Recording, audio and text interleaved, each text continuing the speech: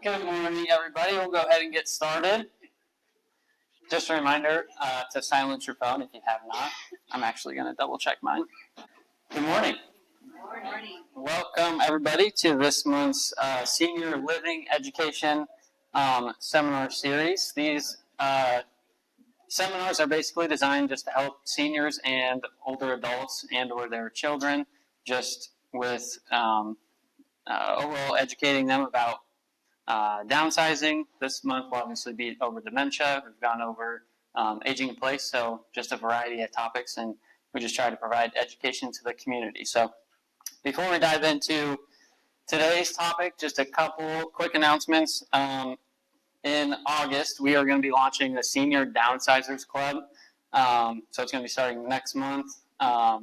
It's basically a group for people who currently own their own home, plan to move in the next 1 to 3 years, and want help getting organized and taking action instead of feeling stuck. So if you have any questions on that, I'll be here obviously at the end of the seminar and can explain a little bit more about what that looks like.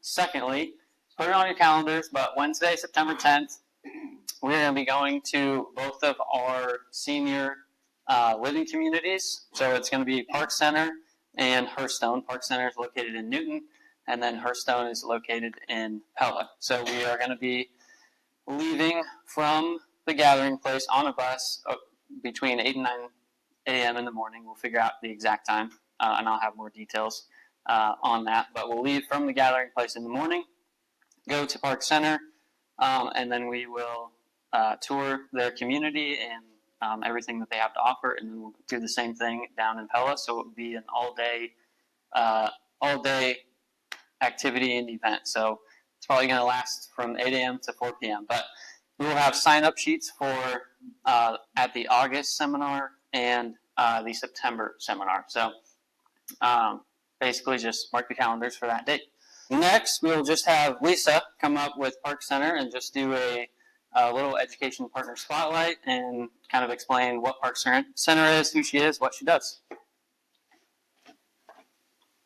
Thank you. Good morning, everyone. Good to see so many of you here. Park Center is a Wesley Life community for healthy living. We are located in Newton, and Park Center was originally built in 1992, so we've got over 30 years there in the Newton community. We're located right in the heart of downtown Newton. Fantastic location, right by a fairway, eye doctor, library, 2 blocks from the downtown area, and we're located right next to the hospital and the Newton Clinic. And a little fun fact is that we have a tunnel from Park Center to the hospital, so it makes it really convenient. You don't have to go outside if you don't want to during those cold, rainy days. But we are a community that has the full continuum of care. So we have independent living, assisted living, and then long-term care. Independent living, we have 98 independent living residences. 8 are townhomes that are located very close to our main campus, just north of the hospital. And then we have 90 apartments inside the building. And in our independent living, these apartments range from anywhere from a 1-bedroom at 549 square feet all the way up to a 2-bedroom with a den at 1,500 square feet. So there's a little bit of everything, a lot of variety there, so you can pick what fits you best, what feels like home. And then we have assisted living, we have 16 apartments, and our long-term care, we have 65. And with that, we do have a dedicated long-term care memory wing, so this fits very nicely with the topic today. And we also have on our campus what is called Willowbrook Adult Day, which again also ties very nicely to today's topic. And Willowbrook Adult Day is open 8 a.m. to 3 p.m. Monday through Friday. It's a place that individuals can bring their loved one. It's a safe, enriching environment that's full of activities, really engage the participants there. But it allows caregivers to have a little bit of respite so that maybe you need to go get your hair done or go run some errands, go to the dentist, then you're able to do that while your loved one is being cared for at Willowbrook. And particularly Willowbrook, we have a lot of scholarship opportunities. We never want finances to be a concern. And so there's a lot of privately funded and even aging resources. The VA can help support that as well. So I'm really looking forward to September. Andy's put this great program together where you're going to come tour, and I think it's going to be a lot of fun. Hearthstone is also a Wesley Life community, so Montessa and I are colleagues, so it's fun that we get to do this together, and you'll get to experience both of our communities. They're a little bit different, even though they are owned by the same organization. So thanks. Perfect. I'll have the panelists come up here real quick. And I guess while they're coming up, we'll just watch this short video about just a high level about what dementia actually is. What is dementia? Dementia is for a group of symptoms that commonly include problems with memory, thinking, problem solving, language, and perception. In a person with dementia, these symptoms are bad enough to affect daily life. Dementia is not a disease in its own right, and it is not a natural part of aging. Rather, the symptoms of dementia are caused by different diseases that affect the brain, including Alzheimer's disease. Dementia is caused by a loss of nerve cells.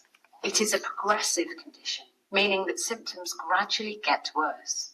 This is because when a nerve cell dies, it cannot usually be replaced. As more and more cells die, the brain starts to shrink. This can sometimes be seen in a brain scan of someone with dementia. These scans show a slice through the middle of the brain from the front, like looking through the middle of a stick of rock. They show what happens to the brain of someone with Alzheimer's disease as their dementia progresses over several years. Note how the black areas become larger. This is because the brain tissue, the grey areas, continues to shrink or atrophy as nerve cells die off. Common symptoms of dementia include problems with day-to-day memory, concentrating, organising and planning, as well as difficulties with language and visual perception, and changes in mood. However, each person will experience dementia differently, and the symptoms depend on the areas of the brain that are affected.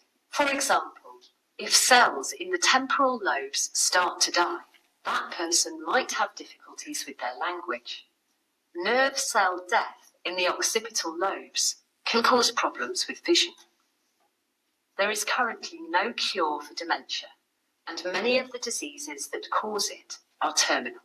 So obviously the short video just gave us a helpful foundation of what dementia actually is, and just understanding that it's not a single disease, but a collection of symptoms caused by diseases that affect the brain.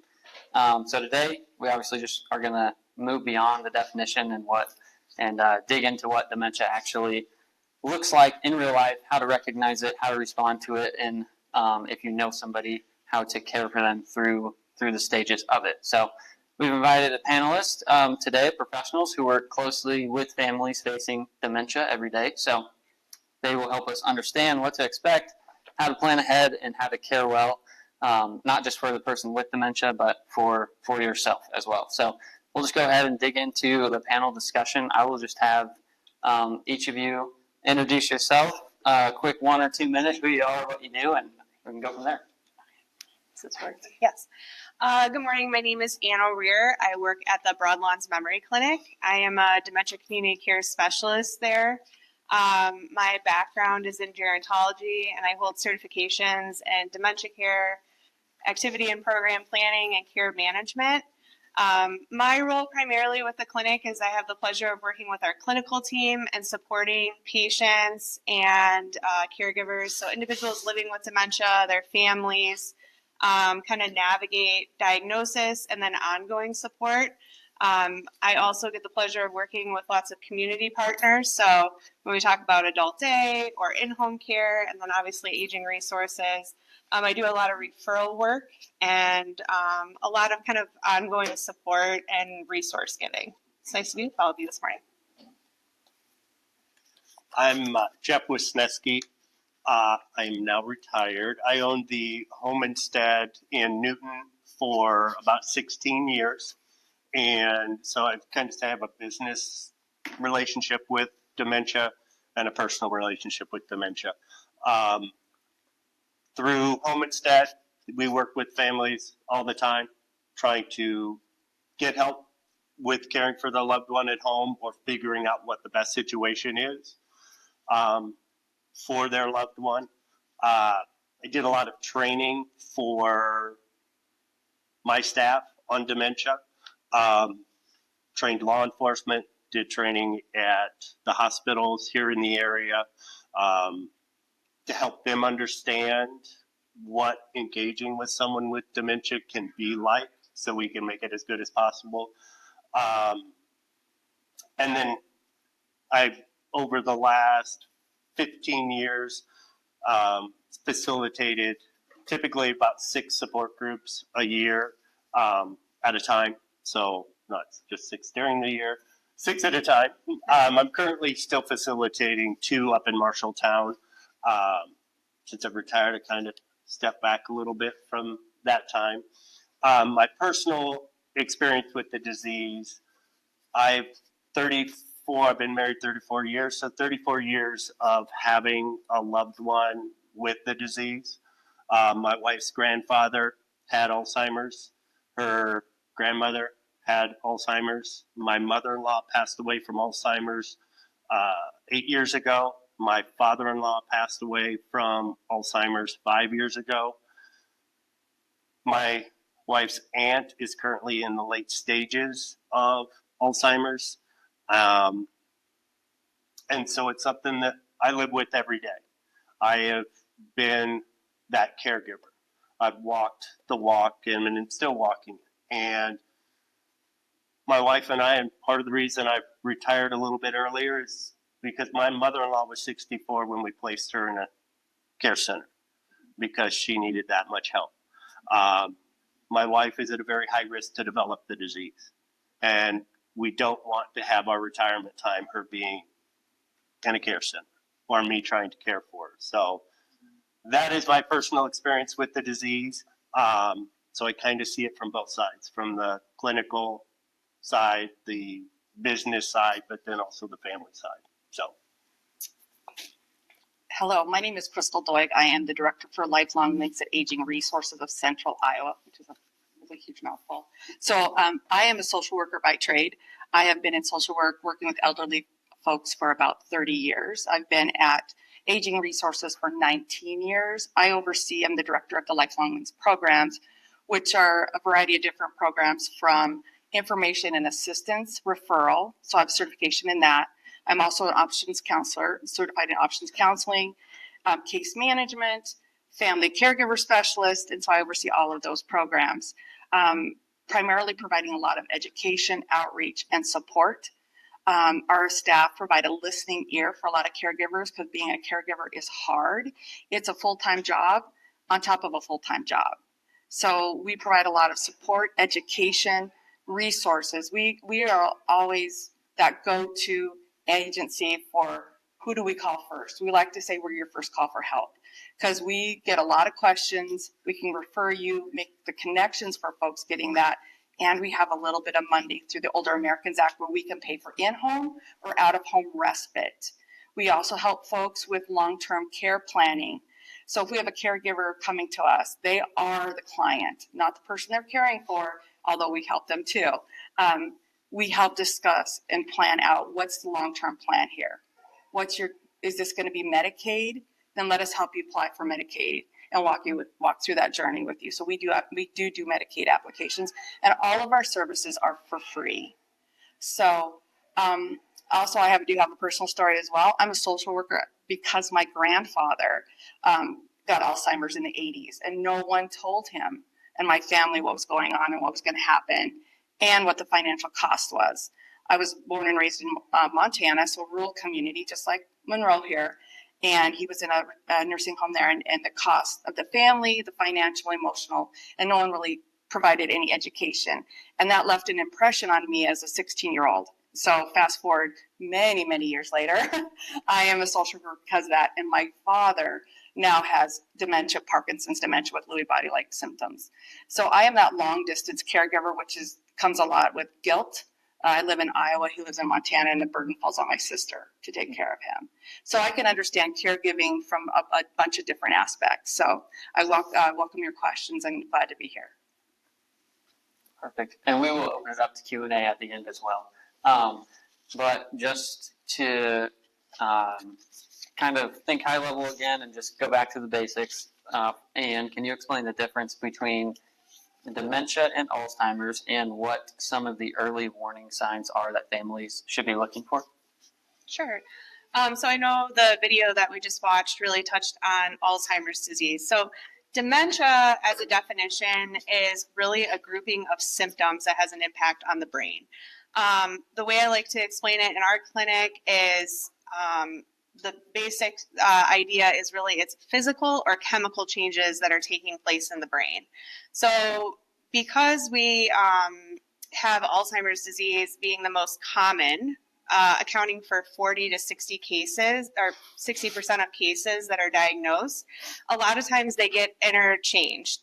So we may have a patient who will say, well, no, I have Alzheimer's disease, I don't have dementia. Or I have dementia, I don't have Alzheimer's disease. If you have Alzheimer's disease, you do have a form of dementia.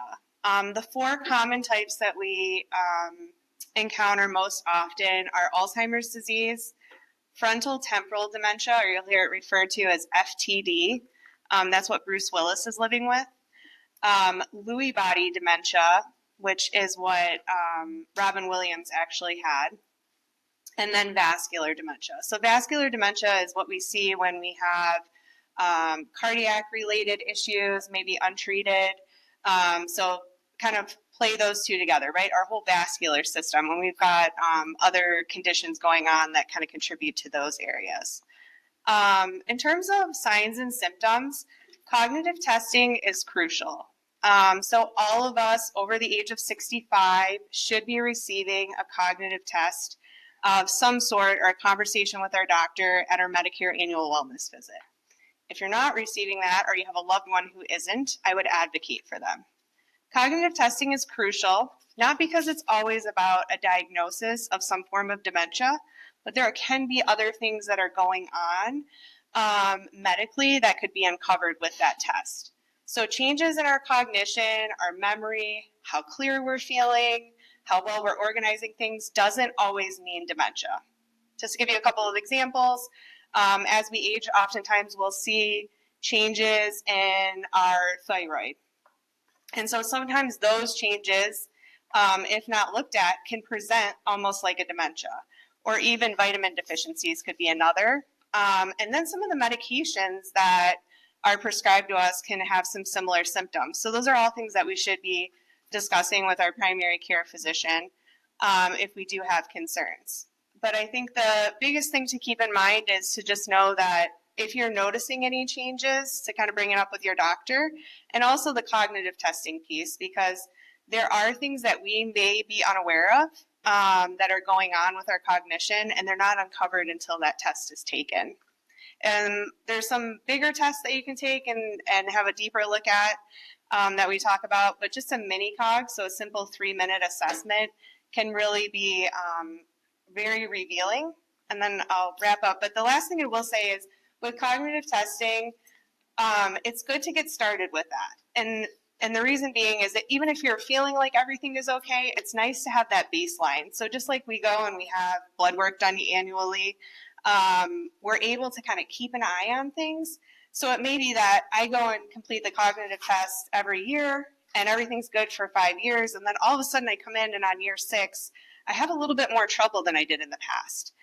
Early detection is really key. And there are things that we can do now treatment-wise that are very new, even just in the last 2 years, and the field's changing. So I encourage everybody to not only advocate for themselves, but encourage others to not be afraid of kind of that cognitive testing that could take place. Perfect. So overall, dementia is basically your umbrella term Correct. for all Yep. of the other. Okay. Yep.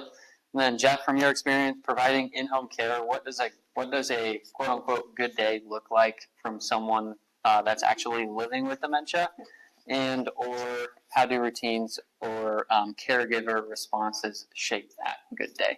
Good day. Good day.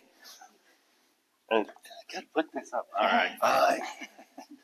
Hey, as you heard in the video, dementia affects everybody differently. So good day is going to look different for each individual who is walking this journey.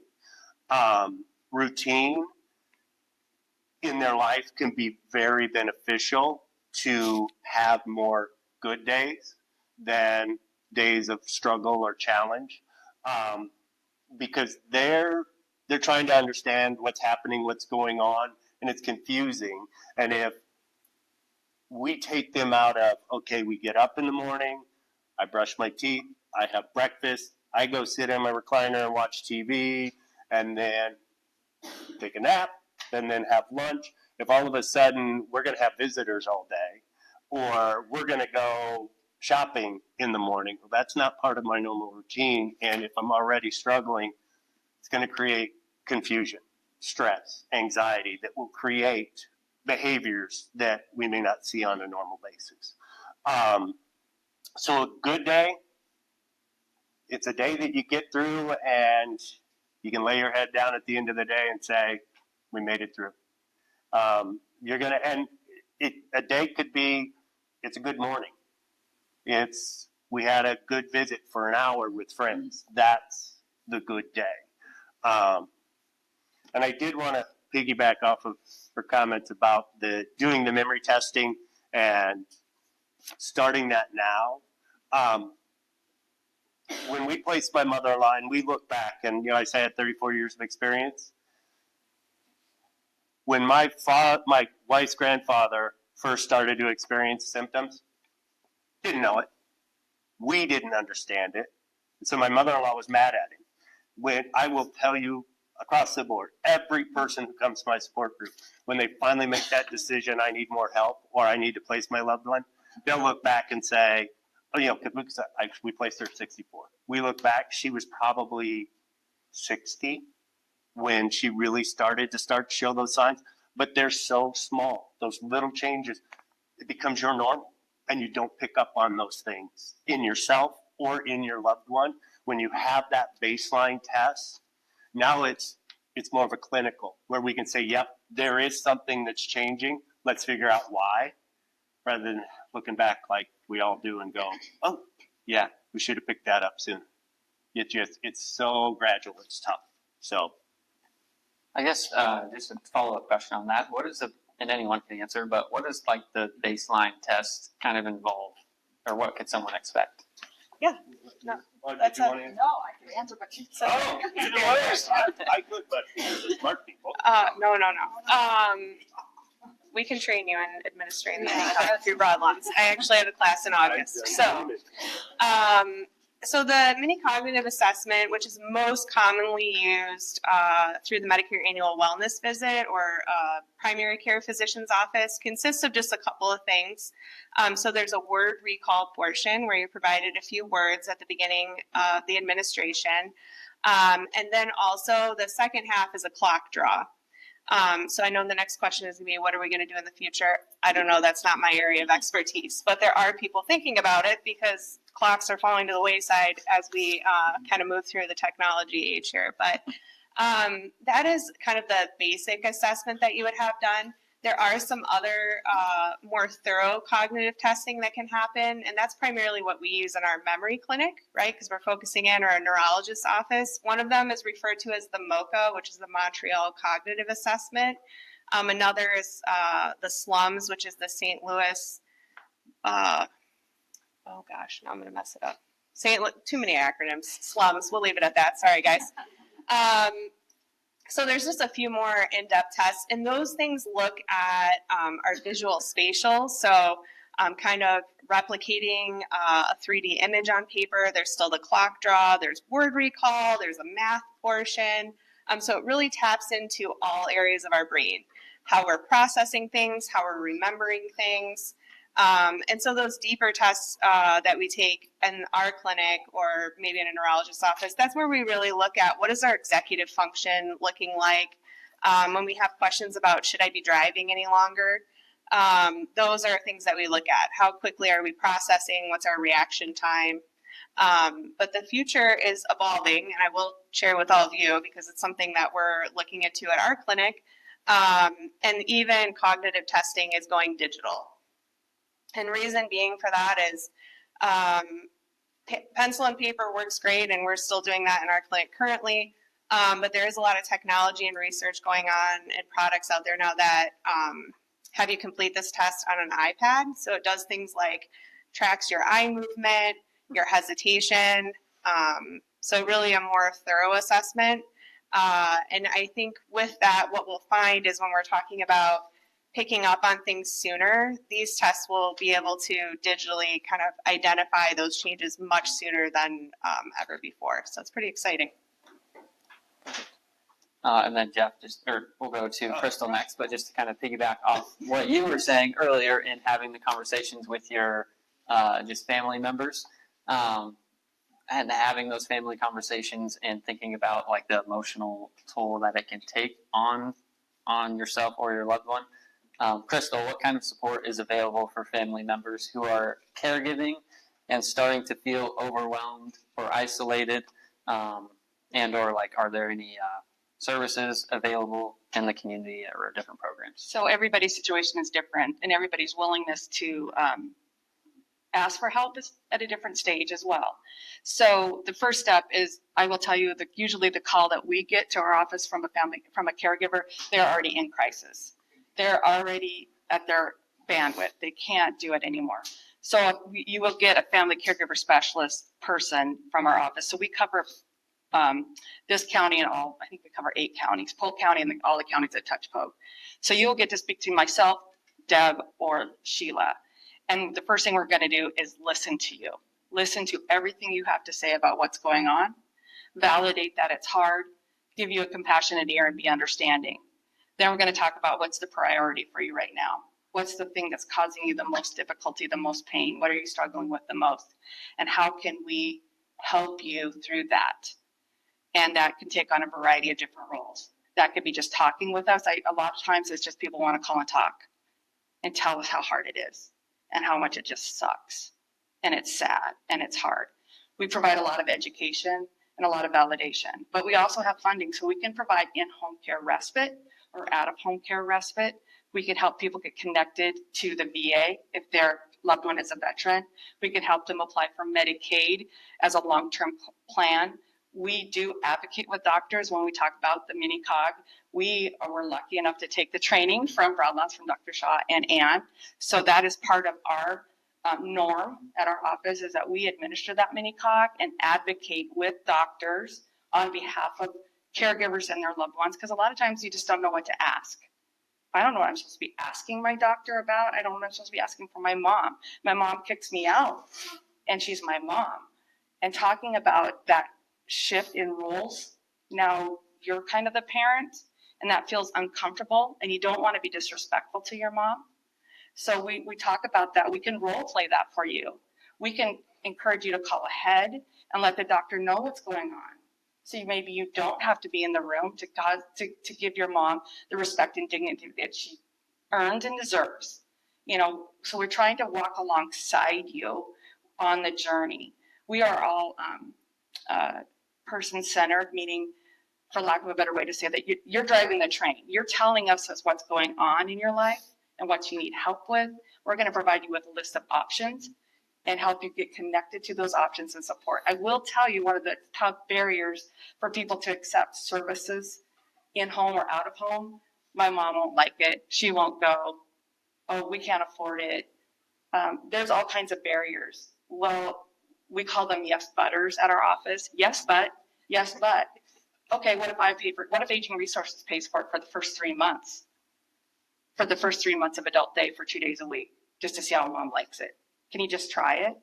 So we will try as best we can to make it barrier free to get someone the help they need and the support they need, and provide them with a wealth of information of different options for them. You choose. If that option doesn't work, okay, we'll choose something different. If you choose in-home and decide, I'd rather mom would be happier going to an adult day where she could get the socialization, we'll just flip to that. Nothing is set in stone. we will try as hard as we can to make it successful and then connect you with a support group or a counselor if that's somebody you need to talk with. And they're pretty upfront about, I feel like you need to talk to a professional about how you're coping right now with what's going on.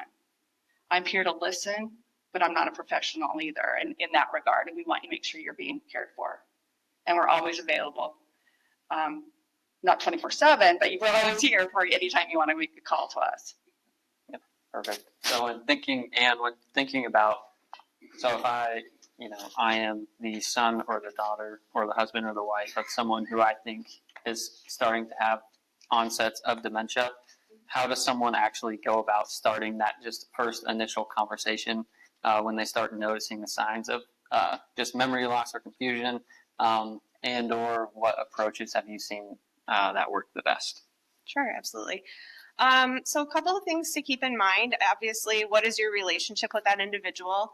I will share with you, I have several patients I'm working with right now, and they have a friend who's really stepped up as a care partner to them. So I would say don't feel like you have to be defined by familial relationship, because oftentimes, a good friend that you're meeting with regularly or spending time with might be quicker to pick up on some changes, or you may be quicker to notice things about them than even their family does. Because if somebody's not close, or we get together only around the holidays, or particular times of the year, we've got routines built in, right? What are we making? What are we doing?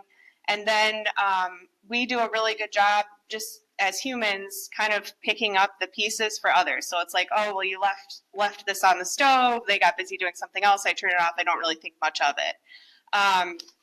So we oftentimes will just cover for each other.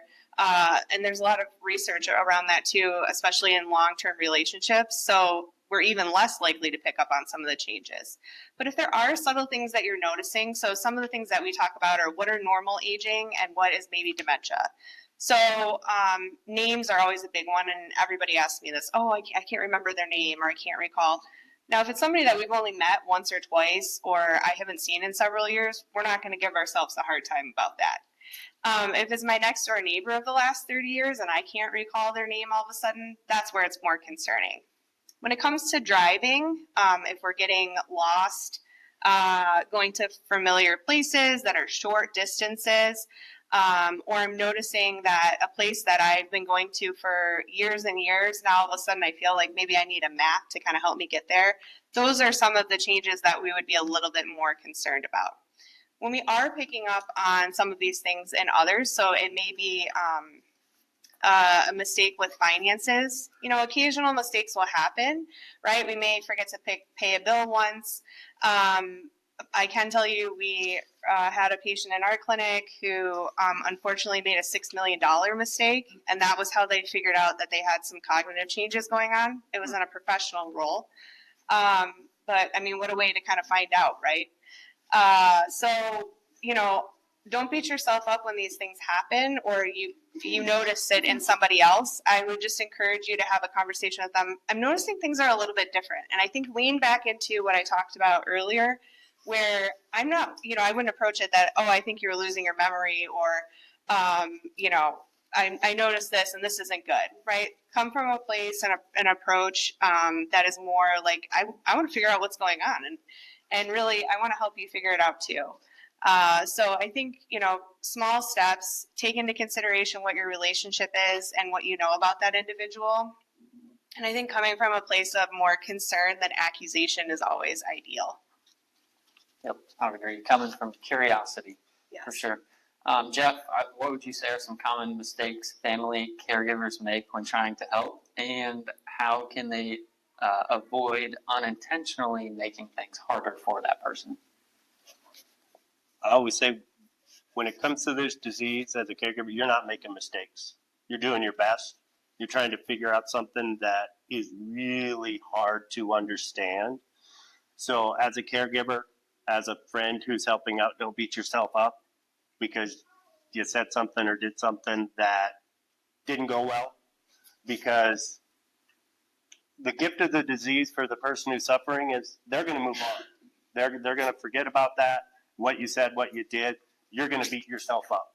And that is the emotional toll that it's going to start to take on you that you don't need to put on yourself. You're doing your best.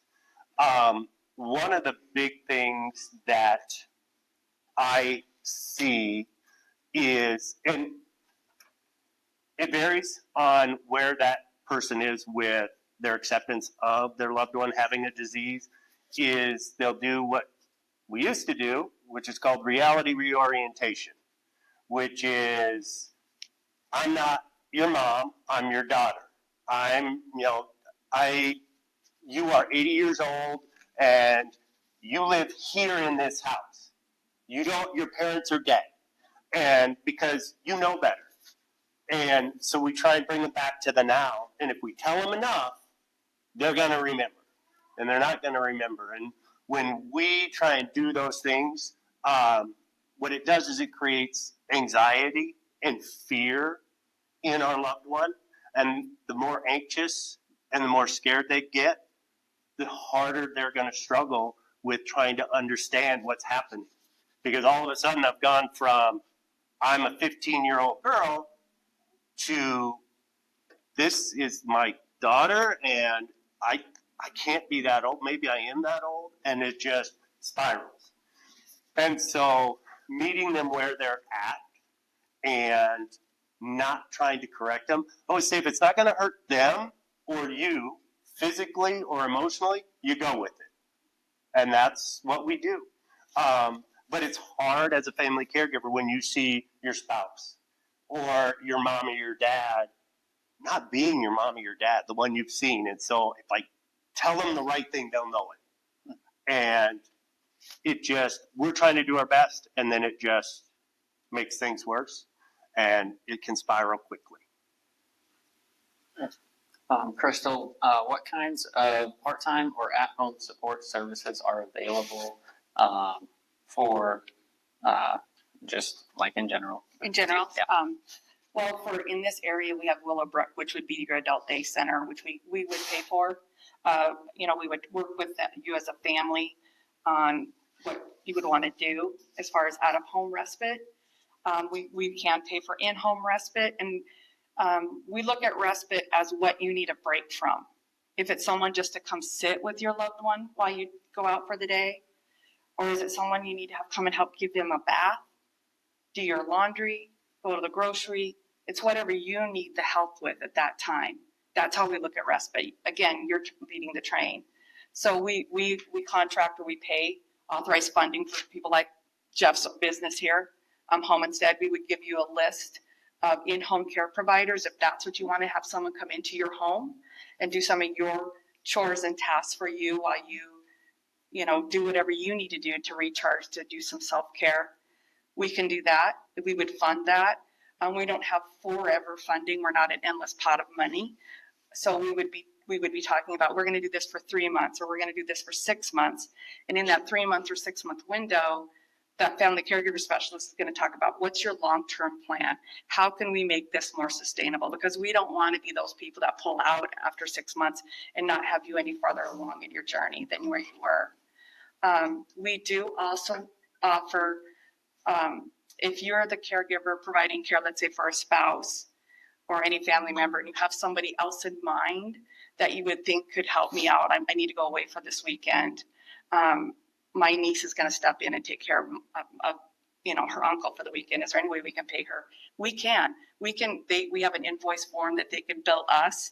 We can only pay them up to $500. So once they reach that $500 threshold in a calendar year, then we can't pay them anymore, because if you get paid over $600, then you become an employee of Aging Resources, and we can't do that. So, we try to give you guys as much choice as possible.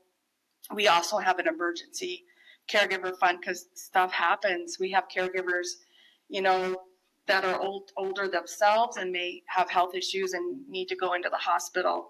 So now what am I going to do with my loved one with dementia? So we have contracts or work with assisted livings or memory care units that we can provide for emergency in-home or out-of-home respite, depending on what you guys want to do. We will ask you who's on your team. And a lot of caregivers will say, I don't have a team. So we help try to talk through, what does a team look like for you? Because I know as a caregiver, the hardest thing for caregivers is to ask for help. And that's crucial. The more people on your team, the better it will be for everybody, even the one you're providing care for. Follow-up question to that as well. Are these programs and things open to anyone, like, or are there like income restrictions to that, or what does that look like? So Aging Resources has no income restriction for any programs. However, we are mandated by the Older Americans Act to serve those in most need, so those in poverty and those the most at risk. There are people that have come to our door who have financial means to pay for the care, but are reluctant to do so for a variety of different reasons.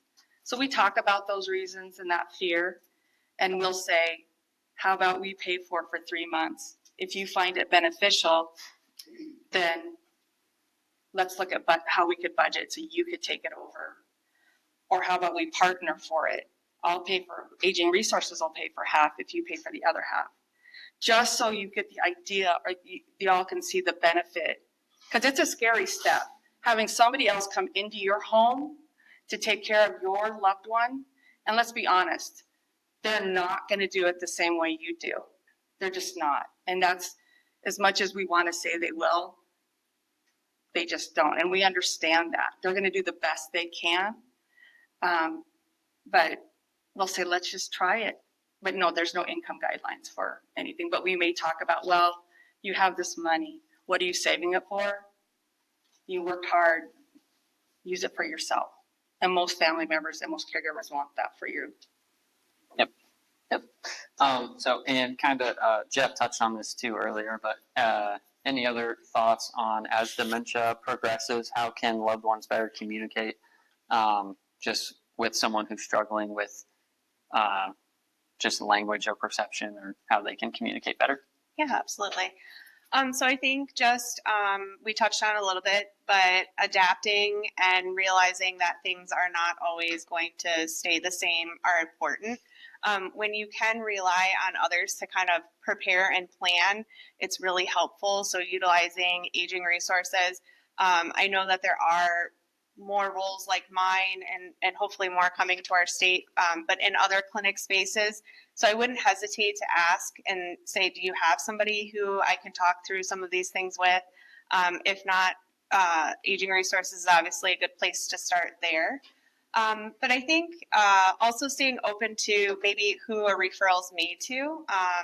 So there might be things that could take place in your home that could make the day-to-day a little bit easier.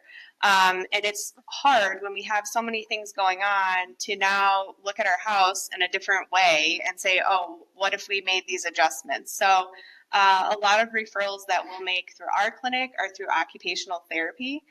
So having a therapist kind of come in, do a home safety assessment. I recommend these even as we age, so they can kind of keep things in mind that we maybe wouldn't have before. Certainly, as with each individual, it's going to be different. So looking at that individual and kind of seeing, okay, here's the thing that we're having a little bit of trouble with. A common one that I have probably at least one conversation a week around as individuals kind of progress is usually around the bathroom. So not getting there fast enough, using other things in the home as a restroom, so garbage cans, plants, those kinds of things. It does happen. And so there's little things that we can certainly try. So, is it a visual cue? Do we keep all of our doors closed so I'm all of a sudden not sure where the bathroom is? Is it making sure that visually I'm able to put eyes on it? Or is it putting a word or even the photo of a toilet on the door to help me find, where I need to be going? And similar things like even in the kitchen. So if, I always encourage individuals to try to keep independence as long as possible, as long as it's safe, right? This also is where we kind of fall into this mode as caregivers where we feel like we have to do everything all the time. So it may be that I don't want somebody using the toaster independently any longer, but can I hand them all the things that they're going to be putting on the toast and set it up for them? I want them to be able to still take plates and glasses out of the cupboard, but they're not sure which cupboard to go to, so maybe we just label the cupboard. But these are the kind of things that you can lean on for others to kind of support you and identify. I learn things all the time. I hear new ideas from others, and I will say that's the benefit of talking to others about, kind of what they've come up with, or just sharing things that you think are maybe unusual, or you think, I don't think anybody has any ideas for this. I encourage you to share it. You'll be surprised. I'll tell a quick story and then I'll move on. But I worked at the Alzheimer's Association in Michigan for several years, and I was our helpline coordinator. And the questions that I would get people was like, you're never going to, I don't know, this is a weird question. I actually had someone call and ask if we had a dementia-friendly toilet recommendation. And I thought, I don't know, do we? But I just had to do a little bit of questioning to kind of figure out what had gone on. So this woman had moved her father in with them, and he was doing okay, but the problem was a couple of times he had clogged the toilet and didn't know how to turn it off. So they were under a $5,000 renovation from flooding. And she's like, I just don't want this to happen again. This is the second time. So all it really took was somebody outside of it, right? Us to do a little brainstorming and conversation together, and me to do a quick Google search. And essentially what we were able to find was just a toilet that would shut off if the water got to a certain point. The water wouldn't run anymore. So I wouldn't hesitate to ask. No question's too unusual. And sometimes it's just having, like Crystal mentioned, a team of people that you can kind of talk things through. And also, there may be things that, you can talk to your medical team about, other strategies such as therapies that can still take place to really help a loved one. I feel like all moms should be required to have that kind of toilet. Honestly. I learned something valuable. Anyone with kids, really Right? Yeah. Just to kind of keep on that topic and thinking about just safety in the home, Jeff, how should someone think about when it might no longer be safe to provide care at home, and like what signs suggest a transition into a senior living community might be necessary? If I could give you the perfect answer, I'd be so rich. I get that question all the time in support group. When will I know? When will I know it's time? You will start to know, and I always say I don't worry about our loved one when we're coming to that decision, because we can get help that comes in, and they're professionals and they handle all the heavy lifting for us. I always say we need to look at ourselves. That's where we need to look at that decision. So everybody's different. Every situation will be different. For my family, when we had to finally make that decision, what I always said it was, if I am a son or a daughter, a husband or a wife who's a caregiver, that's what we do, because it's family. And we love our family, and we're going to make sure they are taken care of. But if I'm a caregiver who happens to be a son or a daughter, a husband or a wife, it seems kind of small, but the dynamic has changed. Because now it's not, I get to do this, it's, I have to do this. And that little change changes how it affects you as a caregiver, your physical health, your mental health, your emotional health.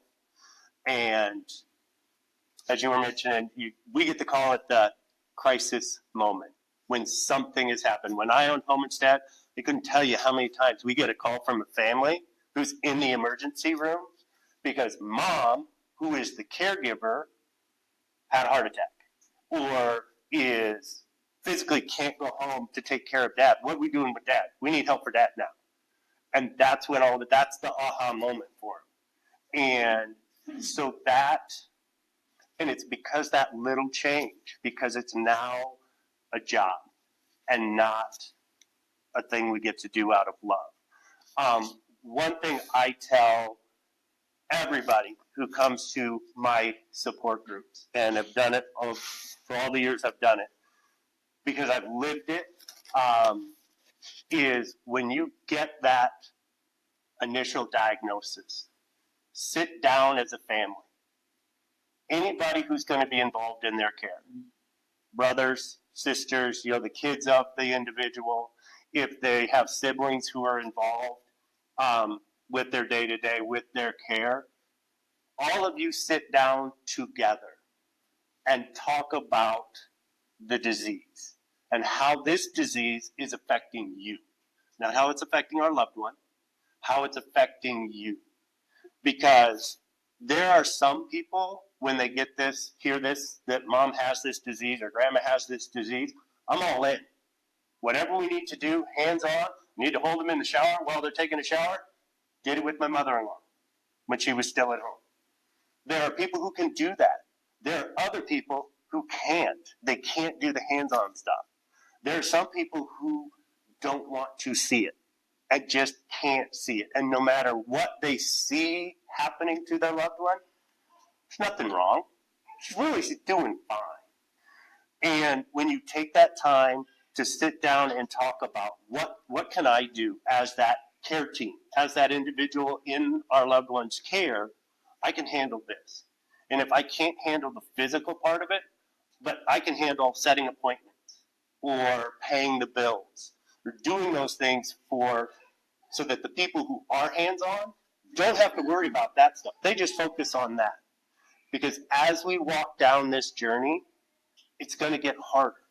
I hate to say it gets really, really hard. It stinks.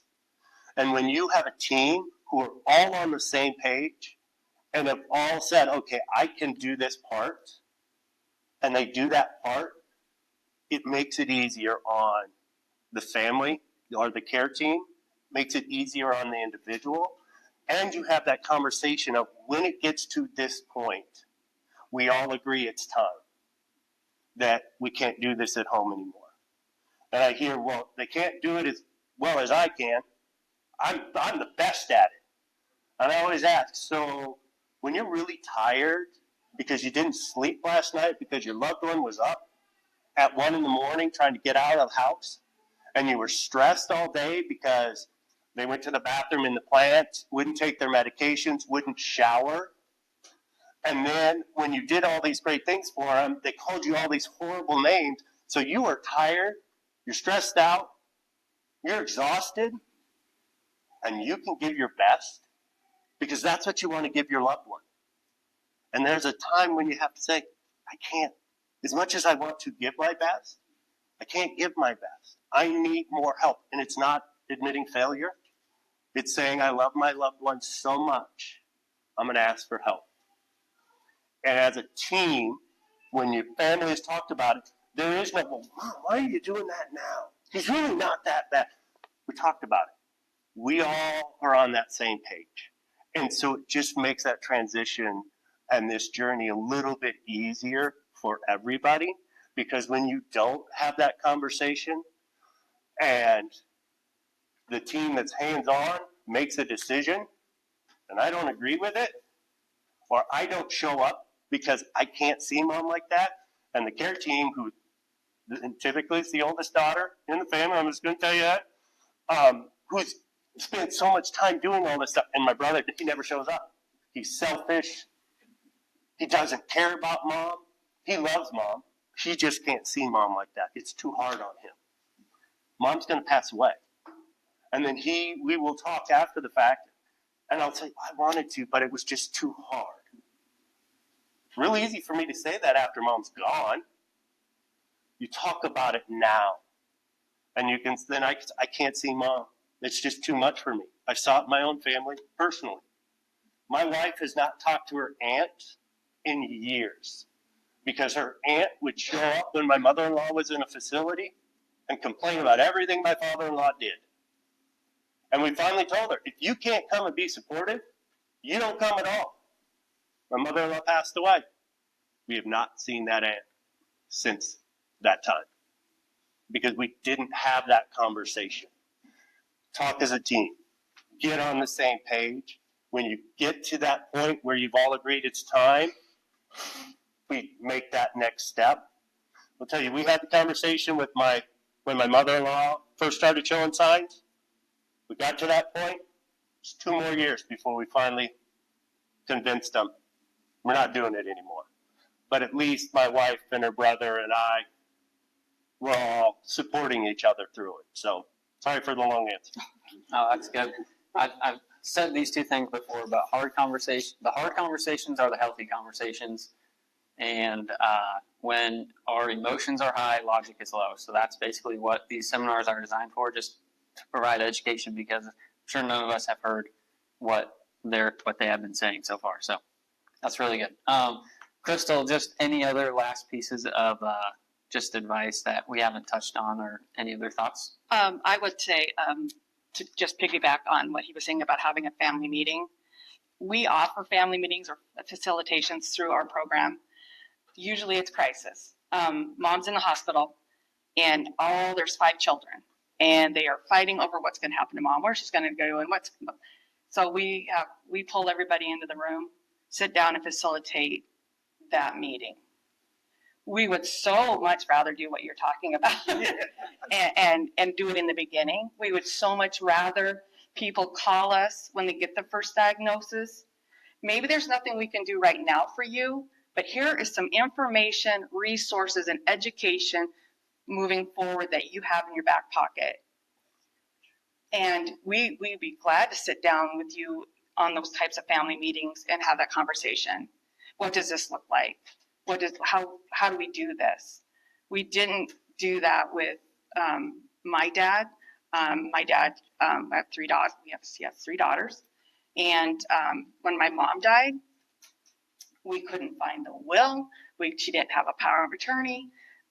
So now we are struggling. When my mom died, about 10 years ago, we all had different opinions, right? What should happen, what mom wanted. Well, none of us knew what mom wanted because mom didn't tell us, and couldn't find everything. So one of the things we will say, when you do get that diagnosis, have that hard conversation, get your power of attorney put in place, get your information done, and take it out once a year and look at it. Make sure it's still what you want. Because I had to have a very difficult conversation with my father. My mom marked that she was an organ donor, and he would not release her body because he did not want to have her organs donated. And I'm like, you don't get to make that choice. Connie did. Dad, you have to release her body. So these things everybody's aware of, are all on the same page about what's going to happen. And I always put it this way with powers of attorneys. It is your insurance policy. We all have car insurance, house insurance. It's your insurance policy. Your family's going to do exactly what you want them to do. And as a child, it's a gift to have that already laid out. It is laid out for my dad because we were not doing that again, So I would just say, get your affairs in order as soon as you get that diagnosis. It doesn't mean you have a power of attorney that you're giving up anything.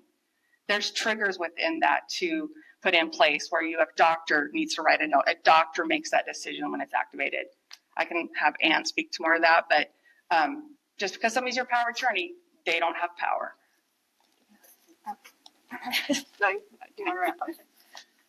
I can touch on power of attorney. So there are.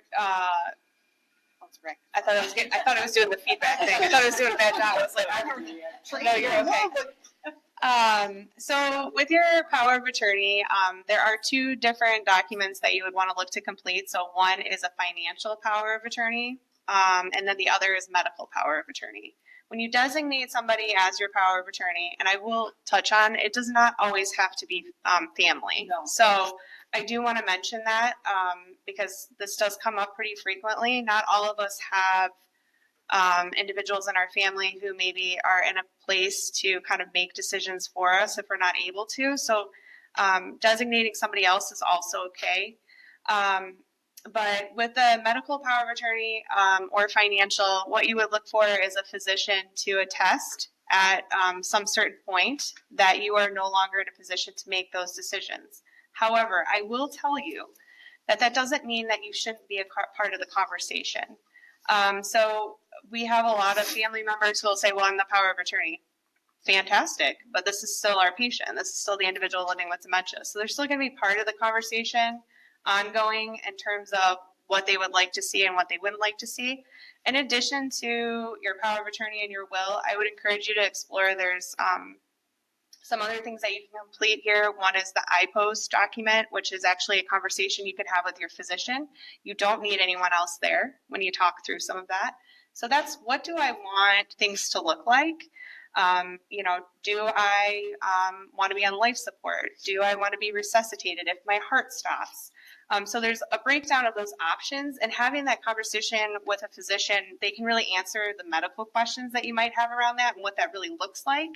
And so that's something else that they can sign off on. And it's a good document to have in place. I talk a lot about planning and putting things in place. All of us should really be doing it. It doesn't matter if we have a health condition going on, we should have these things in place and have the conversation. But yes, we do provide those letters. I will tell you though, even if we do enact a power of attorney, there are still areas where it can be challenged in a courtroom in regards to whether or not you can make some of those decisions. So I think having clear, defined, outline directions for whoever your decision maker is really key. As you know, on planning it kind of ahead of time. Do you want me to give my last comments? Go ahead. Okay. Yep. All right. And I will wrap up. Yep. Very good. I just want to say that I think that I really talk to families about a lot is when we're making these decisions. And so I'm sharing with all of you so you can help advocate for others and have conversations with others that you might know that are caregiving or they're living with dementia. It's really important for us to utilize supports, utilize what's available to us. Don't hesitate to reach out. There's so much out there that we just don't know about. And sometimes it's just starting with one place and it uncovers a whole sea of other things that we had no idea was even in existence. Don't beat yourself up about this. It's like everything else we do in life. And I use the example a lot, especially with adult children. It's, when you finally send your kids to school or you need daycare, what do? You rely on others, right? Because I haven't taken this journey on before and I don't even know where to begin. And so it's the same thing in a caregiving journey, whether it's dementia or something else. So I encourage you to reach out to others, share with them, and don't let the diagnosis, the living with dementia, define the relationship you have with that individual. Yes, you may be a caregiver, and you may be adding to what it is that you're doing for that individual every day, but finding moments where you can still have the relationship that started your friendship, or whether it's a parent, a sibling, I think is really important. And, if you can seek those moments out, even if they're small, it's meaningful. And the big thing around respite is really that's those times where sometimes it allows you to kind of engage and embrace the relationship that you have with that person. As somebody who, spends a lot of time seeing individuals who maybe are in the early or middle stages of the disease and have them come into our clinic in the late stages of the disease, it's powerful when we can sit down and still see what is it that's meaningful to them and embrace who they are, because your personhood doesn't go away. So, and I'll just lastly touch on, because it's so important to us at the clinic and our work, it is a really hopeful time in the field of dementia. So if I leave you with anything, I want to share that. It doesn't mean that all of us are going to see those changes, but there have been so many breakthroughs in the field in the last couple of years. It's actually one of the reasons that Dr. Shaw, who's our chief medical director for the clinic, came back. He was the chief medical officer for Broadlawns. And 2 years ago, he went to an international conference in Amsterdam. And when they started talking about what was coming up after being in the field for almost 30 years, he said, I can't stand on the wayside. I want to be part of this. So it doesn't mean that we're going to see changes tomorrow, but this is a very hopeful time. And so I would encourage you to kind of stay up to speed on things, seek knowledge, and just know that I feel like a cure for a lot of dementia is on the horizon. Interestingly, we do have advanced treatments for Alzheimer's disease. And a lot of exciting things coming. So while it might not be the solution for all of us, it certainly wasn't for me, kind of in my personal relationship with dementia, it's nice to know that we're having these powerful breakthroughs after so long. Yeah, that is really good news. We obviously a lot of good insight today. It is 11:06, but I'll open it up to some Q&A. If anyone has a question, just raise your hand and we can answer a couple. Go ahead, Jim. Are there any books or YouTube videos that you would particularly recommend for us who have not had personal experience but would like to be better informed? Recommendations? Okay. One that we will make a recommendation to is there's a book called Tattoo on My Brain. Tattoo on My Brain. I make more caregiver book recommendations. Sorry, I'm trying to run through my brain. That would definitely be a good starting point. I also would encourage you, if you are interested, I can share this. So there's an Alzheimer's International Conference coming up at the end of July here. It's in Toronto this year. It's called AAIC.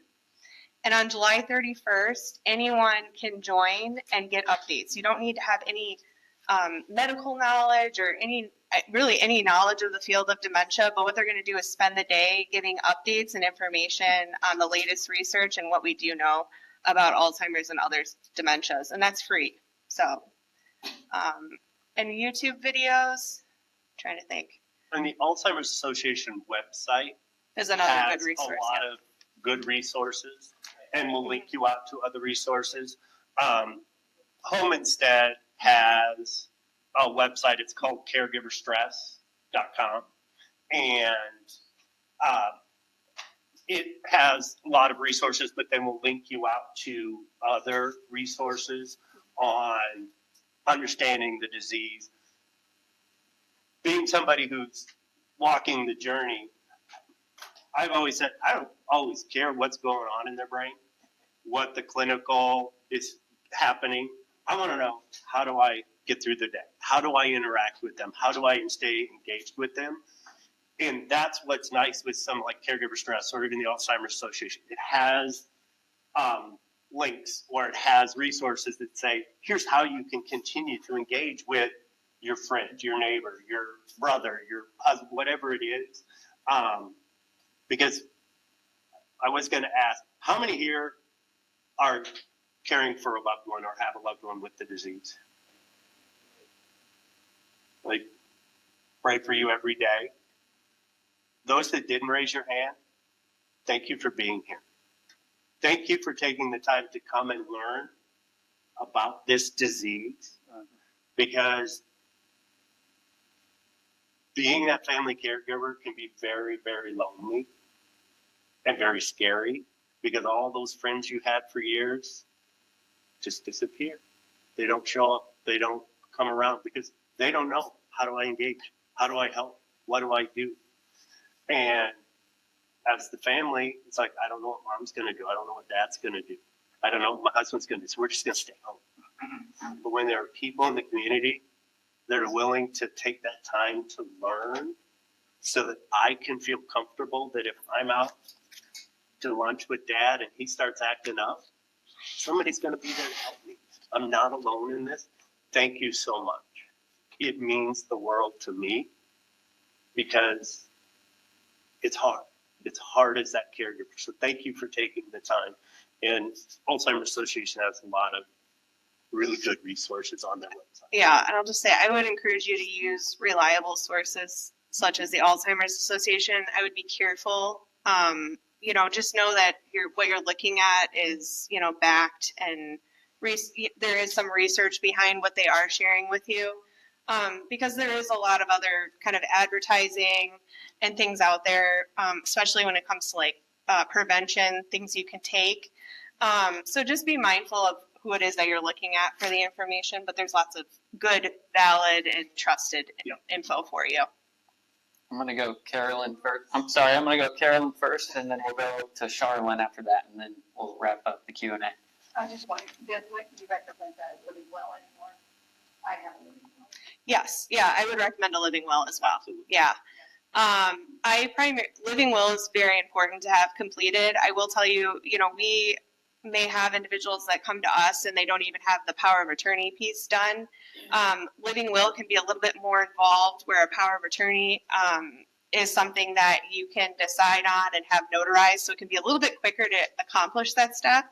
But yes, I would encourage everyone to kind of look for the full planning. And I guess speaking of resources available in the community, if financially you are aware of somebody who can't pay to pay an attorney to have all of that completed, there's a lot of really good resources here in the state of Iowa, like the Drake Legal Clinic, Iowa Legal Aid, and they have individuals who, for free or very low cost, will sit down and do all that planning with you. So even if you feel like you don't have a lot, that's not a reason to not plan and organize. So, Charlie? Yeah, last thing you're saying, what organizations that need somebody help with, finance? so there's a few. So there's Iowa Legal Aid, and they have a phone number, which I don't have memorized, sorry. Yeah. Mhm. You could call Aging Resources. That's another good. Yeah, actually, if you just call Aging Resources, hold on, Crystal's going to give you the phone number because I don't have it memorized. It's in my phone though. So, what you guys have all have cards together. I do, yes, yes, Yeah, all these things. yes. Yes, yes, I do. But you could call Aging Resources at 515-255-1310. That's okay, I'll give you my card. And then they will connect you to, I'll give you a whole list. they'll give you a list of them. That's Aging Resources to me. In the years that I owned Home and Said, I referred so many people to them because they are kind of that place. Kind of a hub. Yeah, a hub of information. And when my wife's grandpa had the disease and then her grandpa, we didn't understand it because this was over 30 years ago. And we were lost. And to figure that stuff out, it was like, who do we call? What do we do? How do we handle this stuff? To know there is a phone number that we could have called, back then it wasn't, but that you can call and they can say, what do you need? Let us help you find those resources. They don't have those resources right there in their hands, but they can get you to the people that can help you navigate this journey. And they provide so much benefit. I should have Jeff out doing marketing for me. Oh my goodness. I actually do have one more mention. Can you just clarify, because this is something I talked about a lot in the clinic. So Aging Resources is for older adults, but you also, So Aging Resources, this is good to Yeah. have knowledge. so Aging Resources provides services to people 18 to 59 with a disability. We don't need proof of that disability. You just have to tell us, you're disabled. And then anybody over the age of 60 with or without a disability and a caregiver for anybody. And then we also have an elder abuse prevention and awareness program. So we take a lot of calls about elder abuse, scams. And when we talk about dementia, it's those early stages of dementia where some of our loved ones get caught up in those scams because that executive function isn't there or it's not working on all cylinders, so to speak. And we deal a lot with family caregivers who are so upset, mom is in a romance scam or doesn't believe this has happened or she's signing checks or she's gotten gift cards. So we deal a lot with that and trying to provide education around that, get that scam stopped, and then it gets a little bit more complicated when they've given money away. Yep. Last month we had the Scam 101 prevention. So if you want to watch it, we record it, and it goes on our YouTube channel called Iowa Senior Living. So if you weren't here for that, you can go back and watch it. But we'll go ahead and just wrap things up. Just a round of applause, please, for the panelists here today. Great insight and great job as well. So next month, normally these seminars are on the first Thursday of every month, but with the holiday, we moved it to Wednesday for this month. So next month, it's going to be Thursday, August 7th, and we're going to be going over the topic of understanding end of life with clarity and care. And we will be having a pastor, a funeral director, and then a full-time hospice care volunteer. So overall, it's just one of the talks we tend to avoid until life makes it unavoidable. So I think it'll be a really good topic and just a lot of good insight on that one as well. And yeah, if you're interested in the Senior Downsizing Club that we're going to be starting, feel free to just follow up with me. And then Panelists are going to stick around for a little bit, use them as a resource, ask them questions, get their cards. Lisa's back there as well. So thank you everybody again for coming, and have a good 4th of July.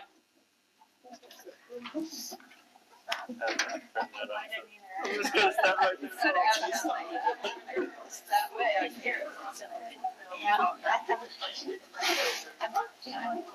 Retired now, right?